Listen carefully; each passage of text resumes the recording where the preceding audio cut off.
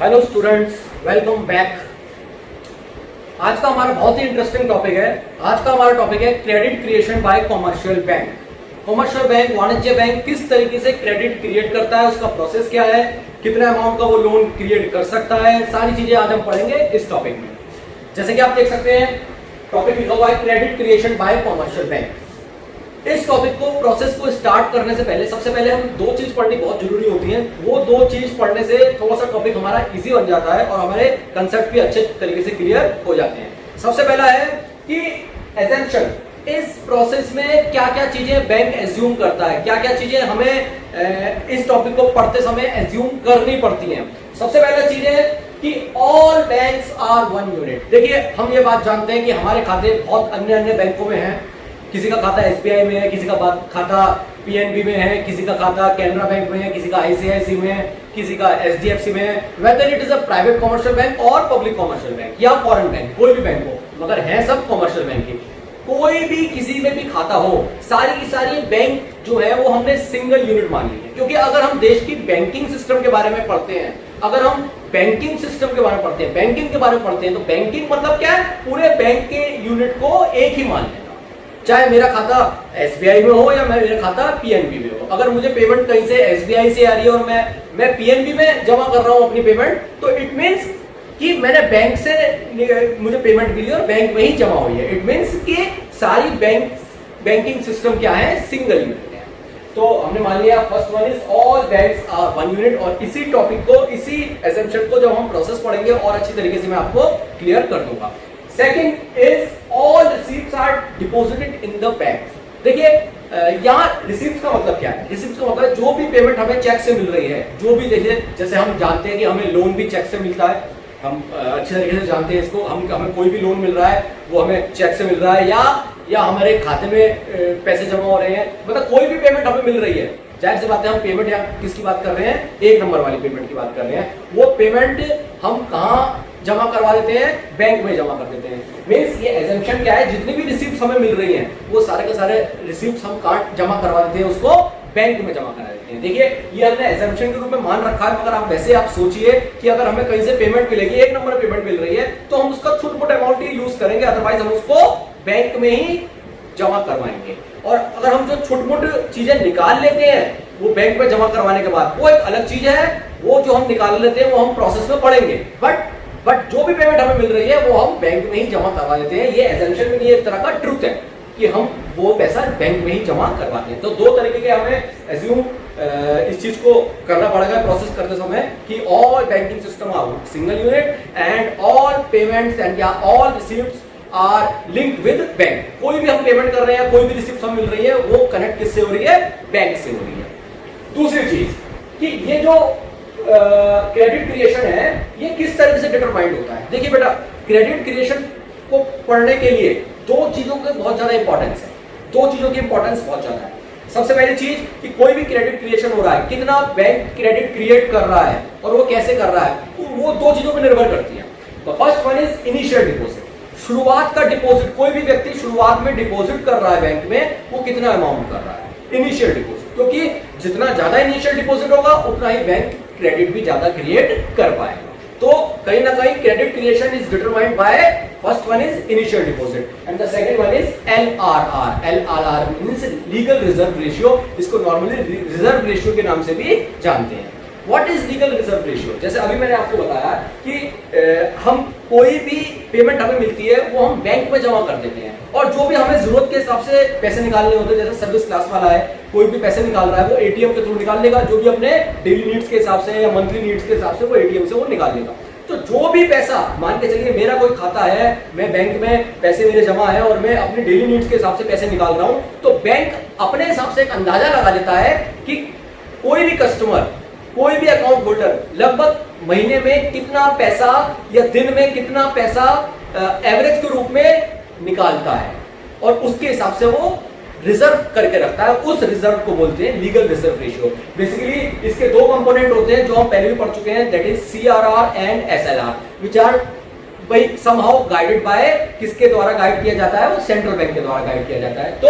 तो means first one is initial deposit, कितना मैं डिपॉजिट कर रहा हूं, and the second one is LRR, legal reserve ratio, कितना वो रिजर्व के रूप में अपने पास पैसा रख रहा है। मींस वो जो पैसा रख रहा है बैंक, कॉमर्शियल बैंक, वो पैसा वो लोन में यूज नहीं कर रहा है।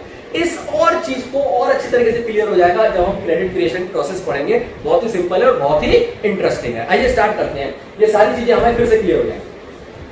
देखिए मैंने थोड़ा सा इसको इलॉबरेट करा हुआ है अच्छी तरीके से, जिससे आपको अच्छी तरीके से इसको समझ में आ जाए और सारा का सारा कंसेप्ट इसी वीडियो में आपको क्लियर हो जाए।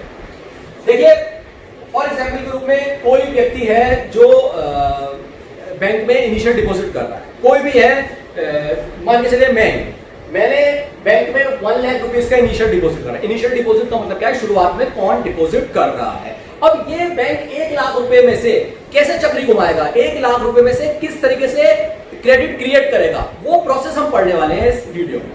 ये देखिए 1 लाख रुपीस का मैंने इनिशियल डिपॉजिट करा। अब जैसे मैं आप पता है कि बैंक अपने एक्सपीरियंस से जानता है सब कस्टमरों को, ये सबको जानता है कि बैंक ने एक अंदाजा लगा लिया कि कोई भी कस्टमर 10% से ज्यादा पैसा नहीं निकालता, क्योंकि वो सेविंग के लिए रूप में रख रहा है, तो वो 10% से ज्यादा पैसा नहीं निकालेगा, वो भी मैक्सिमम 10%। तो उसने क्या करा कि LRR 10% मान लिया, एज्यूम कर लिया। यहां पर हमने इस एग्जाम्पल में LRR जो है वो एज्यूम करा है 10%। It means banks are keeping 10% of its reserve.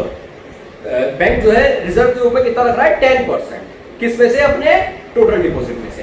तो उसके बाद डिपॉजिट कितना आया इस समय, 1 लाख। 1 लाख में से उसने 10% LRR के रूप में रख दिया। इट मींस 10% ऑफ 1 लाख कितना हो गया, 10,000। 10,000 उसने रिजर्व के रूप में रख लिया। अब बाकी जो बचा है 90,000, वो क्या करेगा, वो लोन के रूप में देगा, वो लोन के रूप में देगा। मान के चलिए वो 90,000 उसने किसी को लोन दे दिया, किसी को लोन क्या दे दिया, उसने ए को लोन दे दिया। देखिए यहाँ पे मैंने कॉलम बना रखा है कि इस प्रोसेस में कमर्शियल बैंक कितने अमाउंट का लोन एडवांस करेगा, ये हम पढ़ेंगे। देखिए इससे हमें सारी चीजें क्लियर हो जाएंगी कि बैंक 1 लाख में से कितना पैसा लोन के रूप में दे सकता है अगर LRR 10% है तो, क्योंकि LRR बहुत इंपॉर्टेंट रोल अदा करता है। देखिए कि जैसे 10% उसने यहां रखा तो 90,000 क्या हो गया, 90,000 उसने ए को लोन के रूप में दे दिया। अब आप खुद सोचिए, जब ए को लोन के रूप में मिलेगा, हमारा एजम्पशन क्या है, एजम्पशन ये है कि जितनी भी उसको रिसीप्ट मिल रही है वो कहां डिपॉजिट कर देगा, बैंक में जमा कर देगा। आप खुद सोचिए, अगर मान के चलिए आपको बैंक लोन दे रहा है या किसी व्यक्ति को लोन दे रहा है, जो भी वीडियो देख रहा है आप समझिए इस बात को कि हमने एक चीज क्यों एज्यूम करी, ये वैसे तुक्का नहीं है, ये एज्यूम क्यों करी है। आपको हमने या बैंक ने आपको लोन के रूप में कोई चीज दी, तो आप लोन क्यों लेंगे, आप लोन कहीं ना कहीं किसी को पेमेंट देने के लिए लेंगे, बैंक में तो रखेंगे नहीं, या अगर बैंक में भी रखेंगे तब भी बैंक में आ जाएगा पैसा, बैंक में तो आप रखेंगे नहीं, आप किसी को पेमेंट देंगे। जब आप किसी को पेमेंट देंगे चेक के थ्रू, तो वो 1 नंबर की पेमेंट, चेक वाली पेमेंट, वो कहां जमा करेगा, वो बैंक में जमा करेगा। मान के चलिए उसने उस बैंक में जमा नहीं करा जिस बैंक से आपने लोन लिया, मगर किसी बैंक में तो जमा करेगा ही वो, और वो मैंने पहले मान लिया कि all banks are considered to be a single unit. सारे बैंक कितना है, सिंगल यूनिट मान लिए, तो एक बैंक से निकला पैसा दूसरे बैंक में जमा हो गया, वो तो बैंकिंग सिस्टम में जमा गया। तो इसका मतलब क्या हो गया कि ये जो 90,000 रुपए जो ए को लोन दिए हैं, वही 90 के 90,000 रुपए दोबारा डिमांड डिपॉजिट बन गए, मींस बैंक में ही जमा हो जाएंगे। अब 90,000 रुपए का बैंक के पास डिपॉजिट कितना है, 90,000 रुपए का। 90,000 रुपए में से उसने LRR, जैसा भी मैंने बताया कि LRR कितना माना है, 10%। अब वो 90,000 का कि जिसने भी डिमांड डिपॉजिट करा है 90,000 का, उसके लिए उसका 10% कितना हो गया, 9,000। 9,000 उसने अलग रख लिया कि भैया जब भी वो आएगा निकालने के लिए वो 9,000 रुपए हमने रख लिए। 9,000 रुपए अलग रिजर्व के रूप में रखने के बाद बाकी कितना बचा, 81,000। अब ये 81,000 जो है बैंक क्या कर देगा, बैंक फिर इसको लोन दे देगा, फिर इसको अमाउंट लोन पे दे देगा। अब 81,000 मान के चलिए उसने लोन दे दिया बी, ये 81,000 तुरंत मैंने यहां दे दिया 81,000, ये 90,000 इसने यहां दे दिया, ये 81,000 इसने यहां किसको दे दिया, बी को लोन दे दिया। अब वही वाली बात है, बी को जब वो लोन देगा तो बी किसी न किसी को पेमेंट करेगा, जिसको भी पेमेंट करेगा वो चेक की पेमेंट कहां जमा करेगा, बैंक में जमा करेगा। वो बैंक में जमा करेगा, जो मैंने एज्यूम कर रखा है कि all banks are considered to be a single unit, तो वो सिंगल यूनिट आ गया पैसा, बैंक का पैसा किस में आ गया, बैंक में ही आ गया। तो ये जो 81,000 है, ये 81,000 फिर से क्या हो जाएगा, डिमांड डिपॉजिट, फिर से वही डिपॉजिट के रूप में आ जाएगा पैसा। अब फिर वही वो प्रोसेस स्टार्ट होगा। देखो कितना सिंपल है, वही 81,000 का 10% एलआरआर 10% उसने रोक लिया रिजर्व के रूप में, और बाकी कितना बचा 72,900 72,900 रुपए। 72,900 रुपए वो किसको दे देगा, मान के चलिए वो सी को लोन देगा। ये देखिए 72,900 उसने किसको दे दिया, सी को लोन। अब उसने सी को लोन दिया, वही वाली बात, सी किसी न किसी को पेमेंट करेगा, वो पेमेंट कहां जमा हो जाएगा, बैंक में जमा हो जाएगा। वो बैंक में जमा हो जाएगा तो यही 72,900 क्या हो जाएगा, डिमांड डिपॉजिट। अब डिमांड डिपॉजिट कितना हो गया, 72,900 का। इसमें से एलआरआर हमने 10%, जो हमने 10% माना है एलआरआर 7,290, वो माइनस कर देंगे। वो माइनस करने के बाद कितना अमाउंट हो जाएगा, 65,610। अब 65,610 ये मिल गया लोन किसको, डी को। देखो कितना सिंपल है, मींस एलआरआर माइनस करने के बाद जो अमाउंट बचेगा वो लोन के रूप में दे देंगे, पहले ए को, फिर बी को, फिर सी को, ये फिर डी को। ये प्रोसेस चलता चला जाएगा, चलता चला जाएगा, चलता चला जाएगा, क्योंकि हम नहीं चलते, हम दोबारा और नहीं चल सकते हैं, क्योंकि लिमिट है हमारी भी। तो इसलिए ये प्रोसेस कंटिन्यू हो जाएगा। जो 65,610 रुपए डी को मिले हैं, ऐसे ई को मिलेंगे, ऐसे एफ को मिलेंगे, ऐसे जी को मिलेंगे, ऐसे एच को मिलेंगे, and this process will continue and continue continue till the value become equal to 0, जब तक वैल्यू 0 नहीं हो जाएगी। तो अब आप ये देखिए कि ये है प्रोसेस ऑफ क्रेडिट क्रिएशन। अब मैंने यहाँ पे आप देख सकते हैं वीडियो में मैंने यहाँ लिख रखा है 10 lakh rupees, means bank will be able to grant 10 lakh rupees of loan if LRR is 10% and the initial deposit is 1 lakh rupees. It means अगर initial deposit यहाँ पर 1 लाख है और LRR is 10% है, अगर LRR 10% है तो बैंक कितना लोन दे पाएगा, bank will be able to grant loan amounting to rupees 10 lakh। ये मैंने कैसे कैलकुलेट करा, अब जाहिर सी बात है 90,000 plus 81,000 plus 72,900 plus 65,610 plus this और ये दिस तो मैं कैलकुलेट नहीं कर सकता, बहुत लंबे समय लग जाएगा इसमें।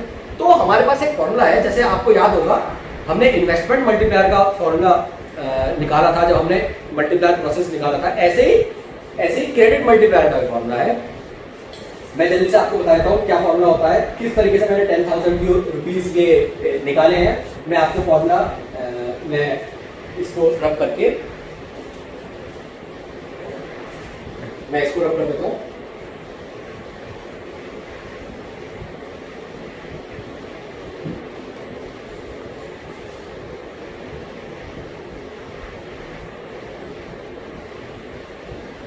Credit creation, total credit creation जो 10 लाख रुपए निकाला है, ये कैसे निकला, इसका फॉर्मूला होता है 1/LRR into initial deposit. 1/LRR into initial deposit हम जानते हैं 1/LRR मींस 10%। इनिशियल डिपॉजिट क्या है हमारे एग्जांपल में 1 lakh rupees into 1 lakh rupees, जो कितना आ जाएगा हम जानते हैं 10 लाख आ जाएगा। बस ये फॉर्मूले में पुटिंग कर लीजिए, हमारा आ जाएगा 10 लाख। बहुत ही सिंपल है, बहुत ही इजी है। ये था प्रोसेस ऑफ क्रेडिट क्रिएशन, और टोटल क्रेडिट क्रिएशन हमारे पास फॉर्मूला है 1/LRR इंटू इनिशियल डिपॉजिट। और जस्ट इन केस अगर हमें क्रेडिट मल्टीप्लायर निकालना हो कि क्रेडिट ने कितने मल्टीप्लाई करा, मींस इनिशियल डिपॉजिट से कितने गुना क्रेडिट क्रिएट किया है, तो क्रेडिट मल्टीप्लायर का फॉर्मूला होता है 1/LRR। इट मींस 1/LRR मतलब 1/10%। 1/10% means 10 times. 1/10% means 10 times. It means if LRR is 10% and how much is initial deposit, वो उस initial deposit का 10 गुना 10 times credit multiplier कर सकता है if LRR is 10%. तो it is very important while determining the credit creation. It is very important to know initial deposit and LRR. Means जितना ज्यादा LRR होगा, देखिए बेटा जितना LRR ज्यादा होगा उतना क्रेडिट कॉमर्शियल बैंक कम दे पाएगा। आप फॉर्मूले में पुट करके देख सकते हैं, जाहिर सी बात है उतना पैसा वो रोकेगा, जितना पैसा वो ज्यादा रोकेगा उतना ही कम वो लोन में दे पाएगा। और जितना LRR कम होगा, अगर यहाँ पर LRR 5% होता, 5% होता, LRR 5% होता तो होता क्या, तो वो कितना लोन दे पाता, 20 गुना लोन दे पाता। आप देख लीजिए 20 गुना लोन का मतलब क्या हो गया, using this initial deposit of amounting to rupees 1 lakh, bank will be able to grant loan of rupees 20 lakh. Bank कितना एबल हो जाता, 20 लाख।